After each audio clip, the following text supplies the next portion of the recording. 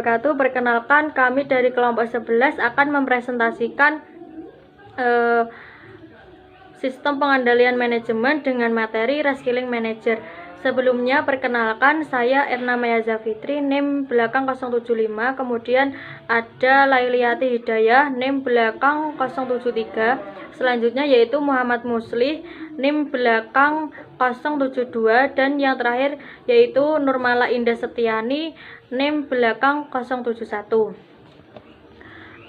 Yang pertama yaitu kita akan membahas mengenai perlunya Reskilling Manager. Reskilling yaitu usaha untuk membentuk skill baru pada seorang manajer yang melalui pendidikan ataupun pelatihan efektif, di mana usaha pembentukan skill baru pada manajer ini dipicu oleh dua faktor. Yang pertama yaitu skill yang dimiliki telah ada sejak semula memegang tidak fit dengan tuntutan skill dari lingkungan bisnis. Yang kedua yaitu skill yang dimiliki oleh manajer tidak lagi fit dengan lingkungan bisnis yang telah mengalami perubahan yang pesat. Yang kedua yaitu secara lebih rinci ada 4 alasan mengapa reskilling manager itu perlu dilakukan. Yang pertama yaitu kebanyakan manajer hanya memiliki kemampuan di bidang teknis, bukan manajerial skill.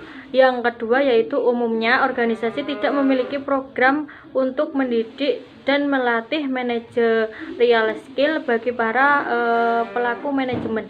Yang ketiga yaitu kebanyakan manajer memperoleh pendidikan manajemen yang menggunakan proses skill approach.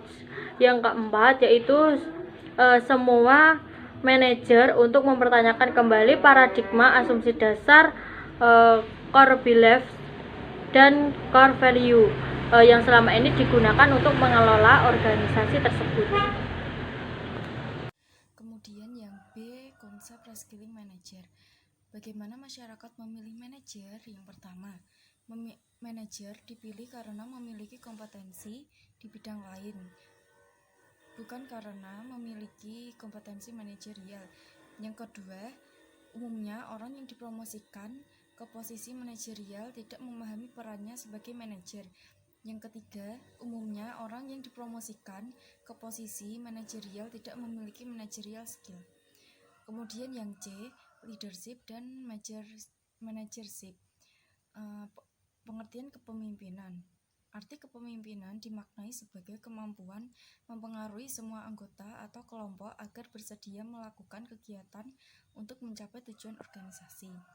Yang kedua, perbedaan antara pemimpin dan manajer itu sangat tampak dari kompetensi ataupun perannya masing-masing, yaitu pemimpin itu orang yang dapat menentukan secara benar apa yang sebaiknya harus dikerjakan, sedangkan manajer adalah orang yang bisa mengerjakan tugas dan bertanggung jawab tentang apa yang sudah ditentukan.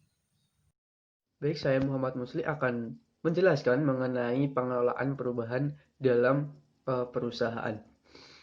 Banyak hal yang mempengaruhi munculnya kebutuhan untuk melakukan perubahan dalam suatu organisasi, yaitu dipengaruhi oleh dua sumber, yaitu sumber internal dan juga sumber eksternal. Nah, teori ini dikemukakan oleh Heifetz. Yang pertama adalah sumber eksternal, itu ada kondisi ekonomi nasional, nilai-nilai politik, perubahan kondisi pasar, teknologi baru, peraturan baru, dan standar kualitas baru. Kemudian sumber internal itu ada visi misi dan filosofi baru.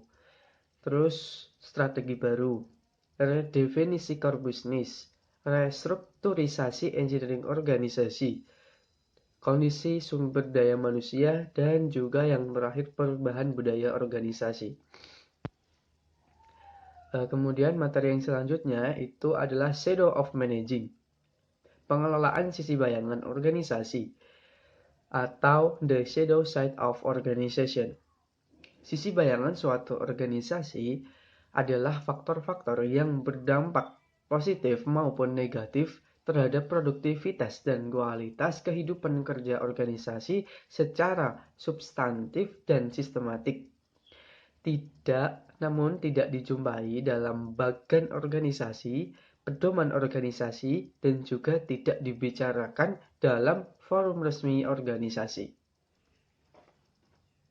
Selanjutnya yang kedua yaitu bidang sisi bayangan organisasi. Di dalam organisasi terdapat 5 sisi bayangan organisasi. Yang pertama, berbagai bentuk ketidakteraturan bisnis, organisasi, dan manajerial. Yang kedua, masalah dan keanehan individu. Yang ketiga, organisasi sebagai sistem sosial dan semua perbedaan sistem sosial yang terdapat di dalamnya. Yang keempat, organisasi sebagai suatu sistem politik dan perjuangan berkelanjutan untuk memperebutkan sumber daya yang lengkap. Yang selanjutnya itu kultur organisasi merupakan sistem organisasi yang terbesar dan sangat berpengaruh. Lalu yang ketiga yaitu ketidakteraturan bisnis dan organisasi. Sisi bayangan sistem perencanaan dan pengendalian manajemen. Untuk mendapatkan gambaran tentang cara mewujudkan diri dari sisi bayangan organisasi dalam kegiatan harian bisnis organisasi, berikut ini dijelaskan 2 bentuknya, yaitu yang pertama, sifat kelonggaran ikatan dalam hampir semua organisasi. Yang kedua, kekuatan sistem tidak formal yang terdapat dalam organisasi. Lalu, yang terakhir, yaitu yang keempat, sisi bayangan manusia.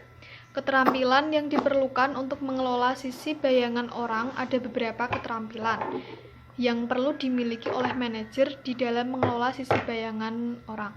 Yang pertama adalah kesadaran, kedua pemahaman atas motivasi orang, yang ketiga pengembangan peluang versus penyelesaian masalah, selanjutnya keterampilan komunikasi, dan yang terakhir keterampilan mendengar.